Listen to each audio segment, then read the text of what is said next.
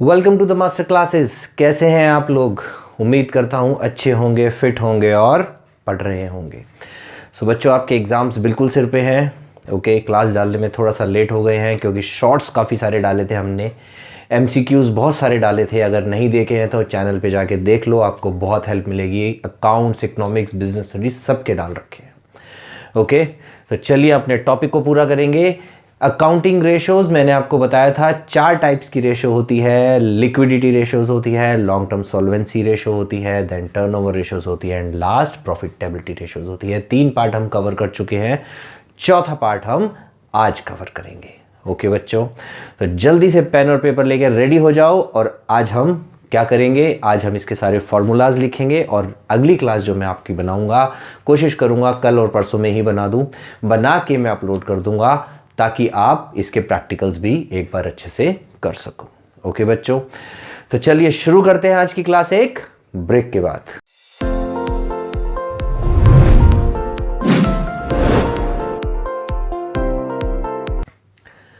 Welcome back. हाँ जी बच्चों, प्रॉफिटेबिलिटीज ratio, profit. एक बिजनेस में सबसे इंपॉर्टेंट क्या होता है? प्रॉफिट। अगर प्रॉफिट ही नहीं है तो सरवाइव कैसे करेंगे?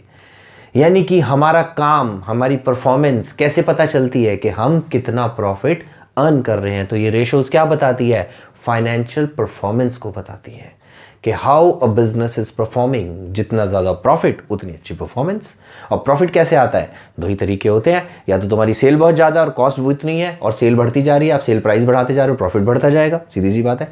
दूसरा, आपका प्राइस वही है पर आप अपनी कॉस्ट को कम करते जा रहे हो। कॉस्ट कैसे कम होती है? जब परफेक्शन आती है तो कॉस्ट कम होती जाती है। अगर आपने माइक्रो ठीक से पढ़ी होगी तो आपको याद होगा कि एवरेज कॉस्ट कर्व पहले नीचे जाता है और फिर ऊपर जाता है। अभी मैंने इकोनॉमिक्स की क्लासेस डाली नहीं है, पर इकोनॉमिक्स का भी मैं इतना ही अच्छा टीचर हूं बच्चों जितना अच्छा अकाउंट्स का हूं। तो चलिए, 25 साल हो गए यार पढ़ाते पढ़ाते, रट गया है सब कुछ। चलिए आगे शुरू करते हैं। Profitability ratios. बच्चों, प्रॉफिटेबिलिटी रेशोज में 5 रेशोज आती है। कौन सी? Gross profit, operating profit. देखो फर्क है ऑपरेटिंग और ऑपरेटिंग प्रॉफिट। ये प्रॉफिट की बात कर रही है बट ये सिर्फ ऑपरेटिंग। अब इन्होंने लिखा नहीं है बट इसको ऑपरेटिंग कॉस्ट रेशो भी बोलते हैं। क्या बोलते हैं? Operating cost ratio. ये कॉस्ट की बात करती है। Then operating profit ratio, then net profit ratio, then return on investment. The most important, कितना पैसा लगाया है और उस पर क्या रिटर्न आ रही है। तो आज मैं इन 5 रेशोज के फॉर्मूलाज आपको अच्छे से कराऊंगा, जिसमें से ये और ये 3 बहुत इंपॉर्टेंट हैं। ये दोनों बहुत ज़्यादा आसान है, वैसे तो सारी आसान है, मुश्किल कुछ भी नहीं है, लेकिन स्टिल ये दोनों बहुत ज़्यादा आसान है। ये इनसे थोड़ी सी कम आसान है लेकिन आसान सारी है। ओके, तो सारी रेशोज करते हैं, फॉर्मूलाज आज और प्रैक्टिकल नेक्स्ट क्लास में। चलिए सबसे पहले ग्रॉस प्रॉफिट रेशो आ जाइए।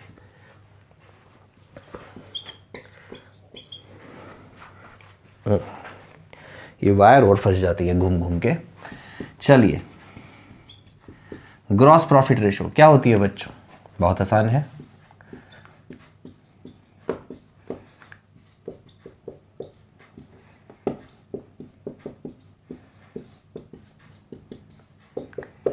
ये रेशोज बच्चों परसेंटेज में होती है, इसलिए हम इसको 100 से मल्टीप्लाई कर देते हैं ताकि हमें पता चले कि सेल्स के कंपैरिजन में हमारा कितने % प्रॉफिट आ रहा है। Got it? Gross profit upon net sales into 100। Net sales आपको पता है, नेट सेल्स भी बोल सकते हैं और इसको क्या बोल सकते हैं? Revenue from operations. ये मैं आपको पहले भी बता चुका हूं। ग्रॉस प्रॉफिट बहुत ही आसान है, 11th क्लास में आपने सीखा होगा। किसमें? Financial statements of sole proprietorship. याद है? आपने 2 चैप्टर्स पढ़े थे, विद एडजस्टमेंट्स और विदाउट एडजस्टमेंट। ये वही वाला है जिसमें ट्रेडिंग अकाउंट बनाते थे। क्या फॉर्मूला होता है ग्रॉस प्रॉफिट निकालने का? वैसे तो मैं यहां भी बता चुका हूं, अगर आपको याद होगा तो कॉस्ट ऑफ गुड्स सोल्ड निकालने का फॉर्मूला बताया था। क्या था? Sales minus gross profit. तो ग्रॉस प्रॉफिट क्या हो जाएगा? Sales minus cost of goods sold. इतना ही आसान है बच्चों। और कॉस्ट ऑफ गुड्स सोल्ड क्या होता है? ये भी आपको बहुत अच्छे से पता है, नहीं पता तो चलो दोबारा लिख लो। कॉस्ट ऑफ गुड्स सोल्ड होता है ओपनिंग स्टॉक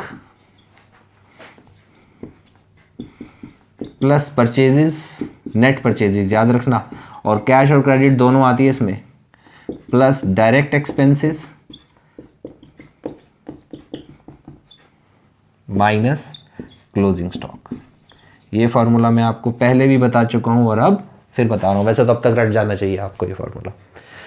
तो बच्चों ये होता है हमारा कॉस्ट ऑफ गुड्स सोल्ड निकालने का फार्मूला। ये रेशो इतनी ही आसान है, आपको ये चीज़ें दी हुई होंगी, हो सकता है कभी कभी परसेंटेज में दी हो, ये भी हम पहले कर चुके हैं। कहाँ पे कर चुके हैं? इन्वेंट्री टर्नओवर रेशो में कर चुके हैं, जहाँ पे आपको सेल्स दिया होगा, कुछ परसेंटेज दी होगी इसकी या इसकी, और उसके हिसाब से आपको ग्रॉस प्रॉफिट निकालना होगा। फिर भी मैं एक क्वेश्चन अभी और करा दूंगा जब प्रैक्टिकल्स करेंगे। Okay, cost of goods sold का सीधा सीधा फार्मूला होता है, मैंने आपको बता दिया, opening stock plus purchase plus direct expense minus closing stock, यानी कि पूरा पूरा ट्रेडिंग अकाउंट लगा देना है। सेल्स इधर लिखते, ओपनिंग स्टॉक लिखते थे, परचेज लिखते थे, सारे एक्सपेंस लिखते थे, और इधर क्या लिखते थे हम? सेल्स और क्लोजिंग स्टॉक। तो sales minus cost of goods sold GP आ जाता है, या फिर ये आता है। सिंपल है, जितनी ज्यादा ये रेशो आएगी उतनी ही कंपनी के लिए बेटर है।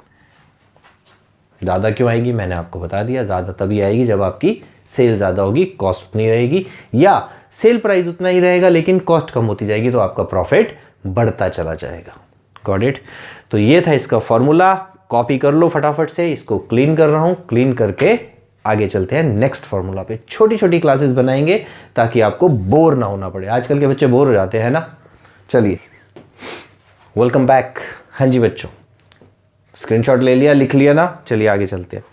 अब देखो बच्चों, ऑपरेटिंग रेशो और ऑपरेटिंग प्रॉफिट रेशो ये क्या होती है, इसके लिए आपको पहले थोड़ा सा कुछ समझना पड़ेगा। देखो बच्चों, मैं चाहूँ तो आपको सीधा फार्मूला लिखा के सीधा रटवा भी सकता हूँ, लेकिन फिर भी मेरा शुरू से एक ही प्रिंसिपल रहा है कि मैं अपने बच्चों के कॉन्सेप्ट्स को क्लियर करूँ। और बच्चों हमेशा याद रखना, अगर कॉन्सेप्ट्स आपके क्लियर हैं आप कभी मार नहीं खाओगे। आपको फ़र्क पता चल जाएगा, ऑपरेटिंग प्रॉफिट क्या होता है, ऑपरेटिंग कॉस्ट क्या होती है, अकाउंट्स कैसे बनाए जाते हैं, उनको पढ़ा कैसे जाता है। देखो अकाउंट्स बनाना बहुत आसान है बच्चों, छोटी सी बात बता रहा हूँ आपको। अकाउंट तो कोई भी अकाउंटेंट बना देगा। मैनेजर्स का काम क्या होता है? हाई लेवल पे जो लोग बैठे होते हैं, डायरेक्टर्स जो कंपनी के होते हैं, उनको पढ़ना, उसको किस तरीके से पढ़ें कि अकाउंट देख के उनको कंपनी की परफॉर्मेंस का पता चल जाए, वो आपको सीखना है। ओके, देखिए थोड़ा सा समझाऊंगा। मान लीजिए ये हमारा ट्रेडिंग अकाउंट, यहां से हमारा ग्रॉस प्रॉफिट निकलता है। ओके, यहां पे हमारी opening stock plus purchase plus direct expense, यहां पे हमारी सेल्स, और यहां पे हमारा क्लोजिंग स्टॉक, ये बराबर हो गया। देन हम क्या बनाते थे बच्चों? हम बनाते थे प्रॉफिट एंड लॉस अकाउंट, याद आ गया। यहां पे हम क्या लिखते थे? Gross profit. अब बच्चों इसके बाद क्या आता था? इसके बाद यहां पे बहुत सारे एक्सपेंसेस और यहां पे बहुत सारी इनकम्स आती थी। ये जो एक्सपेंसेस होते हैं बच्चों, ये दो पार्ट्स में डिवाइड होते हैं, ऑपरेटिंग और नॉन ऑपरेटिंग। जो आपका अगला चैप्टर है कैश फ्लो स्टेटमेंट, उसको पढ़ने के बाद आपको इसमें बहुत अच्छे से फर्क समझ में आएगा। लेकिन आज अगर आप इसको ध्यान से देख लोगे तो उस चैप्टर का आपका बेस बन जाएगा कैश फ्लो का। देखिए ऑपरेटिंग और नॉन ऑपरेटिंग में फर्क क्या होता है। देखो बच्चों, बिजनेस में बहुत सारे ऐसे खर्चे होते हैं जो डायरेक्टली बिजनेस से एसोसिएटेड होते हैं, और बहुत सारे खर्चे ऐसे होते हैं जिनका बिजनेस से कोई लेना देना नहीं होता। जैसे कि मैं आपको एग्जांपल देता हूं कि ऑपरेटिंग और नॉन ऑपरेटिंग में फ़र्क क्या होता है। जैसे कि goodwill return of. Goodwill return of आपने पढ़ी होगी पार्टनरशिप में अच्छे से। अब गुडविल रिटर्न ऑफ का बिजनेस से क्या लेना देना? आपने कोई चीज़ महंगी खरीदी, सस्ती खरीदी, आपके बिजनेस में गुडविल आ गई कहीं से, परचेज गुडविल आती है बुक्स में, ठीक है ना, सेल्फ जनरेटेड तो आती नहीं है। ये एक MCQ बनता है, मैंने डाला भी हुआ है, पढ़ लेना। ओके, कहाँ लिखा है? AS 26 में लिखा है, ये भी आपको बता देता हूँ। चलिए, तो अब वो गुडविल आप राइट ऑफ कर रहे हो।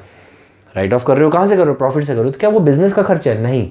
आप अपने पुराने लॉस को, अपनी परचेज गुडविल को, अपने कैपिटल लॉस को राइट ऑफ कर रहे हो। वो हमारा ऑपरेटिंग एक्सपेंस नहीं है, पर यहाँ आएगा। हाँ आएगा।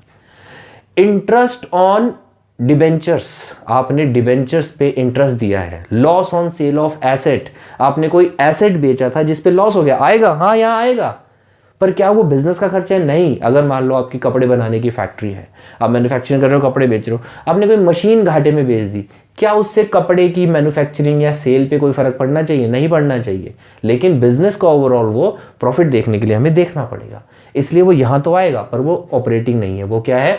नॉन ऑपरेटिंग है। तो अब डिफरेंशिएट कैसे करेंगे कौन सा ऑपरेटिंग और कौन सा नॉन ऑपरेटिंग? तो बच्चों इसकी हेडिंग होती है। क्या हेडिंग होती है? ऑफिस एंड एडमिनिस्ट्रेटिव एक्सपेंसेस जो होते हैं वो हमारे ऑपरेटिंग होते हैं। सेलिंग एंड डिस्ट्रीब्यूशन एक्सपेंसेस जो होते हैं, ये मेरा U और O एक जैसा बन जाता है कभी कभी, तो आप सुन भी लेना। Selling and distribution, office and administrative के जो खर्चे होते हैं, ऑफिस के खर्चे, अकाउंटेंट्स के खर्चे, वाइट कॉलर वालों के खर्चे, ब्लैक कॉलर वालों के खर्चे, सेल्समैन के खर्चे, ये जो सारे खर्चे होते हैं बच्चों, ये ऑपरेटिंग होते हैं। इसके बाद आते हैं नॉन ऑपरेटिंग। कौन से वाले? जो मैंने अभी आपको बताए, जैसे कि loss on sale of asset हो गया, इंटरेस्ट हो गया, गुडविल रिटर्न ऑफ हो गया, इस टाइप के जो खर्चे होते हैं। ओके बच्चों, तो ये ऑपरेटिंग हो गए, ये नॉन ऑपरेटिंग हो गए। ऐसे ही कुछ इनकम्स होती हैं, ऑपरेटिंग इनकम भी होती है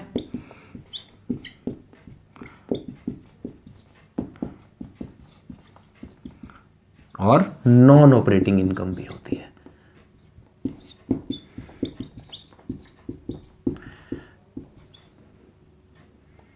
लो जी, अब इसमें ये और ये ऐड करके, ये सब माइनस करके, यहां पे क्या आ जाता है बच्चों? नेट प्रॉफिट आ जाता है, या यहां पे नेट लॉस भी आ सकता है। इनमें से कोई एक चीज आती है, राइट? हमें क्या चाहिए? हमें चाहिए ऑपरेटिंग कॉस्ट और हमें चाहिए ऑपरेटिंग प्रॉफिट, ताकि ये दो रेशोज निकल जाए। ऑपरेटिंग प्रॉफिट कैसे आता है बच्चों? इन दोनों में से इसको माइनस करोगे, यानी कि यहां पे हमारा निकलता है ऑपरेटिंग प्रॉफिट।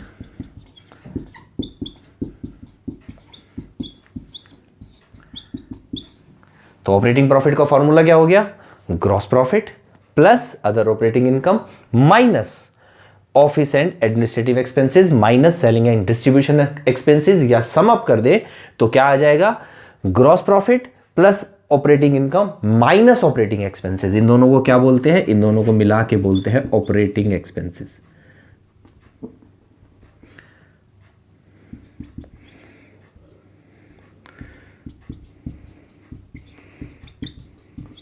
लो जी, बात समझ में आ गई।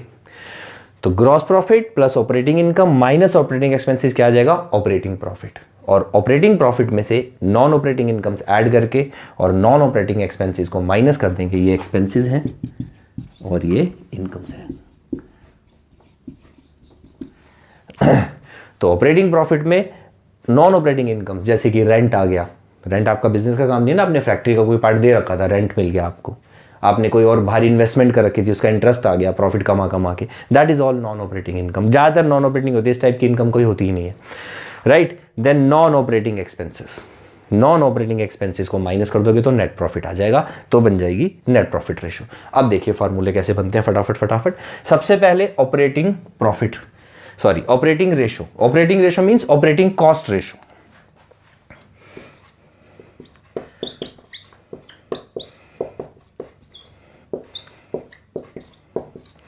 क्या फार्मूला होता है इसका? फार्मूला, अच्छा अब ऑपरेटिंग कॉस्ट क्या होती है, चलो समझ लो।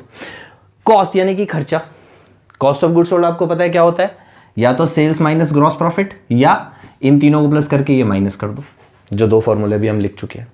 दोनों से ही क्या आ जाएगा? कॉस्ट ऑफ गुड्स सोल्ड जाएगा। Sales minus gross profit cost of goods sold हो जाएगा, या opening stock plus purchase plus direct spend minus closing stock क्या आ जाएगा? Cost of goods sold. Cost of goods sold में ये और ऐड कर दो तो क्या आ जाएंगे हमारी आ जाएगी ऑपरेटिंग कॉस्ट। फॉर्मूला क्या बनेगा इसका? इसका फॉर्मूला बनेगा operating cost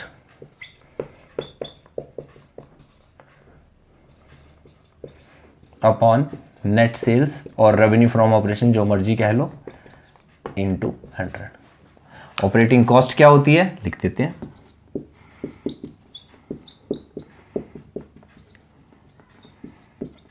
is equal to, that is cost of goods sold GS plus operating expenses.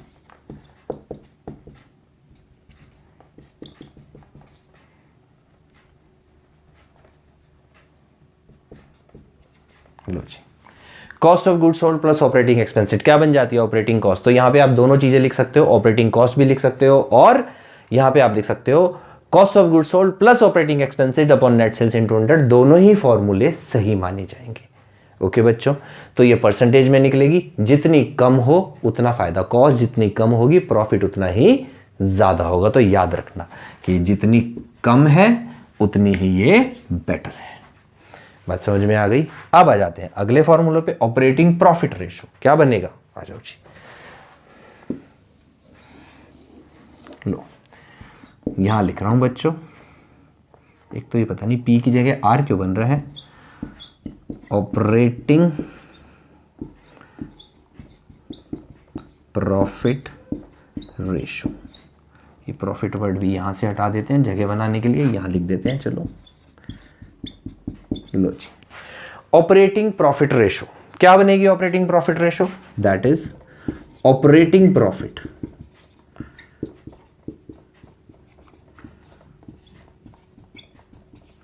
Upon net sales into 100। लो जी, ये हो गई हमारी सेकंड रेशो, ये हो गई हमारी third ratio. Operating profit ratio क्या बनी? Operating profit upon net sales into 100। अब ऑपरेटिंग प्रॉफिट क्या होता है? आपको पहले ही बता दिया क्या होता है। या तो ग्रॉस प्रॉफिट में से इसको माइनस कर दो, या सेल्स में से cost of goods sold minus कर दो, एक्चुअली में ग्रॉस प्रॉफिट आ जाएगा, और उसमें से ऑपरेटिंग एक्सपेंसेस को माइनस कर दो। चलो मैं लिख देता हूं कहीं पे, कहां लिखो, यहां लिख देते हैं। लो जी,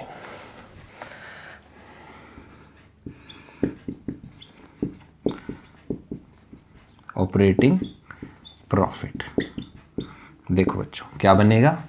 gross profit minus plus operating income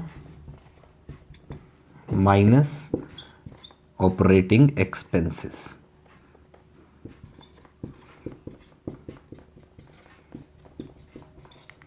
और ऑपरेटिंग एक्सपेंसेस कौन से होते हैं? ऑपरेटिंग एक्सपेंसेस बच्चों ये होते हैं, ठीक है, ध्यान से देख लो। ऑपरेटिंग प्रॉफिट क्या होता है? Gross profit plus operating income plus operating expenses. Operating income आपको गिवन होगी ऑपरेटिंग इनकम के ही नाम से, चिंता मत करना।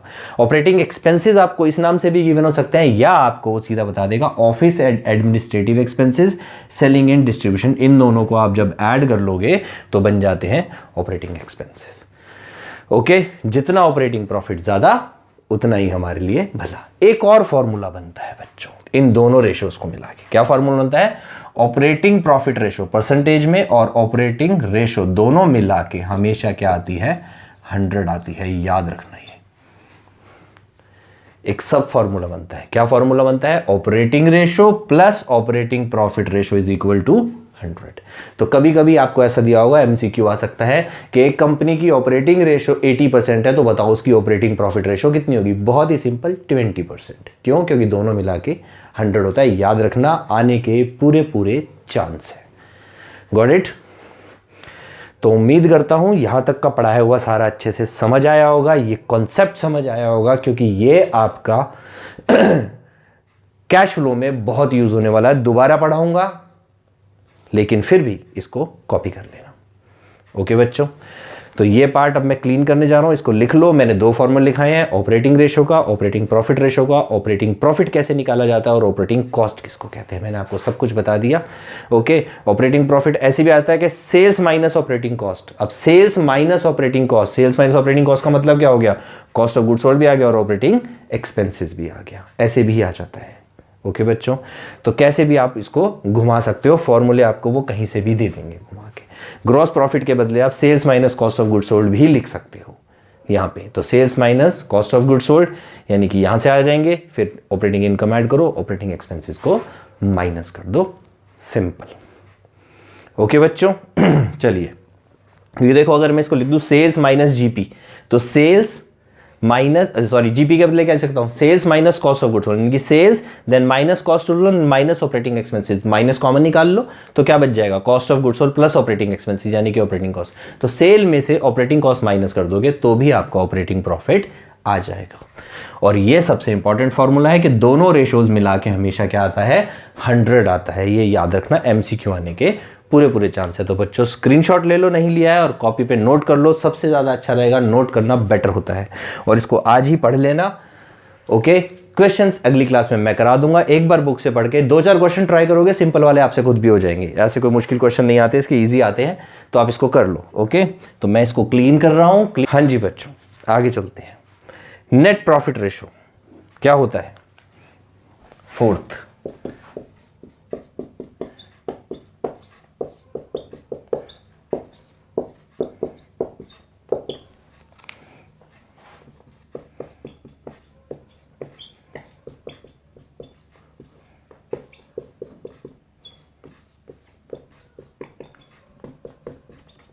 Net profit upon net sales into 100, percentage में जितनी ज़्यादा उतनी अच्छी, जितना प्रॉफिट ज़्यादा उतने हम सुखी, है ना, सब कुछ पैसे से ही तो चलता है।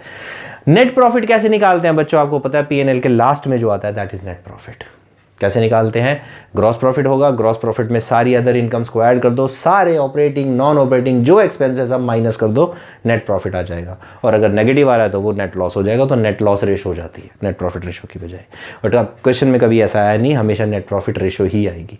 तो बहुत ही आसान है। नेट प्रॉफिट कैसे निकालते हैं, ग्रॉस प्रॉफिट में अदर इनकम कौन सी other operating income, other non operating income दोनों ऐड कर दो, operating expenses non operating expenses सारे माइनस कर दो, नेट प्रॉफिट आ जाता है।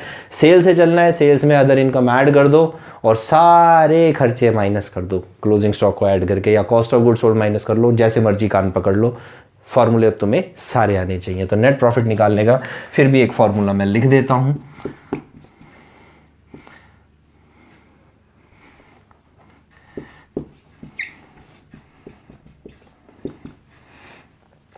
एक हो जाएगा gross profit plus other income minus all operating and non operating expenses.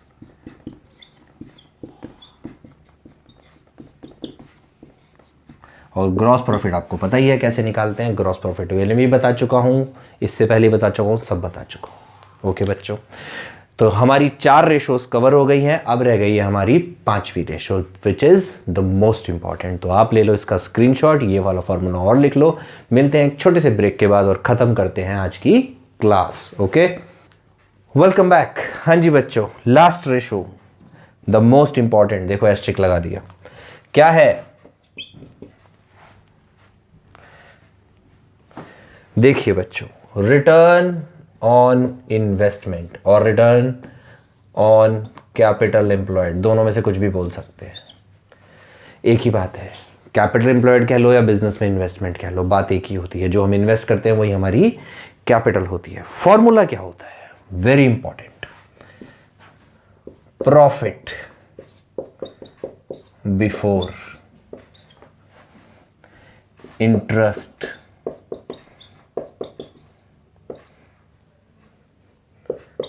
Tax and dividend, ये प्रॉपर फॉर्मूला लिख रहा हूं, अपॉन कैपिटल एम्प्लॉयड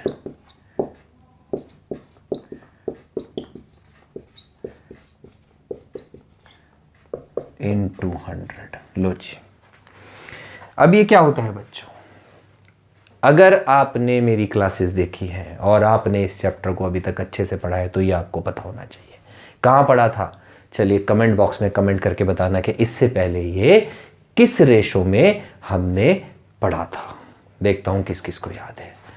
ओके, फिर भी दोबारा बता देता हूं। मैंने आप लोगों को बताया था बच्चों कि कंपनीज में जब नेट प्रॉफिट आ जाता है, मान लीजिए कंपनी का नेट प्रॉफिट आ गया, कहां से आ गया, प्रॉफिट नॉट अकाउंट से आ गया, एज पर P&L।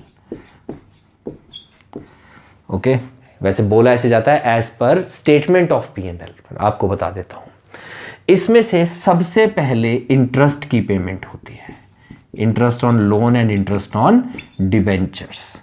फिर ये जो आ जाता है, ये आपका आ जाता है प्रॉफिट बिफोर टैक्स, जिसको हम PBT भी बोल देते हैं। इसमें से टैक्स की पेमेंट की जाती है, इनकम टैक्स की। फिर आ जाता है प्रॉफिट आफ्टर टैक्स, पैट बोल देते हैं जिसको, PAT। ये आगे बहुत आएगा, फाइनेंशियल मैनेजमेंट जब आप पढ़ोगे, MBA करोगे, BCom ऑनर्स करोगे, CA करोगे, बहुत आएगा ये। Okay, PAT theory, no PAT theory, बहुत कुछ पढ़ोगे आप, तो तैयार हो जाओ। ओके बच्चों, इसमें से फिर दिया जाता है प्रेफरेंस शेयर होल्डर्स को डिविडेंड, और उसके बाद जो बचता है वो बचता है इक्विटी शेयर होल्डर्स के लिए। पर सारा उसमें से भी नहीं देते, उसमें से कुछ रिटेन्ड अर्निंग्स होती हैं, फिर कॉर्पोरेट टैक्स जाता है, जो आपने नेशनल इनकम में भी पढ़ा होगा, कॉर्पोरेट डिविडेंड टैक्स जिसको बोलते हैं।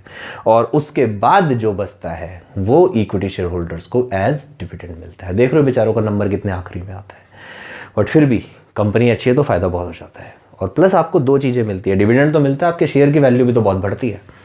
आप किसी भी अच्छी कंपनी का शेयर ले लो, 20 साल बाद देखना करोड़पति हो जाओगे अपने आप ही।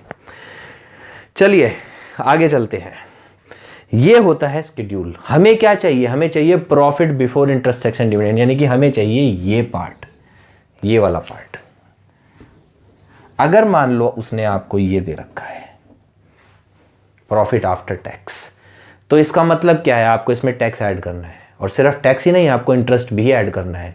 बाय डिफॉल्ट है, अगर उसने आफ्टर टैक्स दे रखा है, इट मींस इंटरेस्ट पहले दिया होगा फिर टैक्स दिया होगा। ये नहीं आता कभी भी क्वेश्चन में, कभी भी नहीं आता, यहां तक ही आएगा तो ऐसे नहीं होगा कि प्रेफरेंस डिविडेंड भी दे रखा है। फिर भी आ जाए तो आपको कोई प्रॉब्लम नहीं, ऐड कर देना, उसकी फिगर दी हुई होगी, या शेयर कैपिटल दे रखी होगी और एक परसेंटेज दे रखी होगी। प्रेफरेंस शेयर कैपिटल मान लो 5 लाख की है, 10% उसके आगे लिखा हो, इसका मतलब 50,000 का डिविडेंड ऐड कर देना, ये आ जाएगी फिगर। यहां से यहां आना है, यहां से यहां आना है। इंटरेस्ट किस पे दिया जाता है, डिवेंचर्स पे और लोन्स पे, वो भी लिखा होगा कि लॉन्ग टर्म लोन्स हैं या डिवेंचर्स हैं, साथ में एक परसेंटेज दी होगी, वो निकाल के ऐड कर देना। मेन जो कहानी आती है यहां से यहां तक पे आती है। कैसे आती है मैंने बताया था, फिर बता देता हूं। मान लो ये फिगर दे रखी है आपको 1,20,000, ये नहीं, ये वाली फिगर दे रखी और दे रखा है टैक्स जो है 40% है, तो ये फिगर कितनी आएगी। बहुत सारे बच्चे, मैं क्लास में भी पढ़ाता हूँ, पढ़ाता आ रहा हूँ सालों से, और अभी भी क्या गलती करते हैं, इसका 40% निकाल के ऐड कर देते हैं। नहीं बच्चों, इसका 40% निकाल के माइनस किया हुआ है, यानी कि अगर ये 100 है तो 40 टैक्स देने के बाद ये 60% बचा। अगर ये 60% है तो 100% कितना होगा, 5th क्लास से यूनिटरी मेथड सीखते आ रहे हैं, वही लगाना है, डिवाइडेड बाय 60 मल्टीप्लाई 100, सीधा ये फिगर आ जाएगी। अगर वो नहीं आता तो अपना सबसे आसान तरीका, let the profit before tax be x. याद आ गया, मिस्टर एक्स हमेशा काम आते हैं। उसका 60%, उसका 40% निकाल के माइनस करो, यानी कि x minus 40x/100 is equal to 120। Solve करोगे फिर से वही आंसर आएगा। क्या फॉर्मूला बनेगा कि प्रॉफिट, इसी के आगे तो लिखना है क्या फॉर्मूला, चलो यहां ही लिख देते हैं। प्रॉफिट बिफोर टैक्स क्या बनेगा, profit after tax upon 100 minus tax percent into 100। यानी कि अगर ये 120 है तो क्या बचेगा, 1,20,000 upon 100 minus 40 into 100, that is 1,20,000 upon 60 into 100। काट पीट के सॉल्व करोगे, आंसर आ जाएगा 2 लाख रुपए। देखो बच्चों, 2 लाख का 40% यानी कि 80,000 टैक्स पे किया होगा तो ये 120 बचेगा। बस यही गलती होती है और कहीं गलती नहीं होती। तो ये याद रखना, फॉर्मूला मैंने आपको बता दिया, that profit before tax is profit after tax upon 100 minus tax percent. अगर टैक्स रुपीज में नहीं गिवन तो परसेंटेज में गिवन, अगर रुपीज में गिवन सीधा सीधा ऐड कर देना, प्रॉब्लम ही खत्म। ओके बच्चों, अब आ जाओ कैपिटल एम्प्लॉयड क्या होती है। कैपिटल एम्प्लॉयड के 2 फॉर्मूले मैंने आपको बताया था। कब बताया था, याद करो, कहां बताया था, डेट इक्विटी रेशो में भी बताया था। याद आया, बस पता था मुझे। चलिए दोबारा बता देता हूं। एक फॉर्मूला इसका होता है फिक्स्ड एसेट्स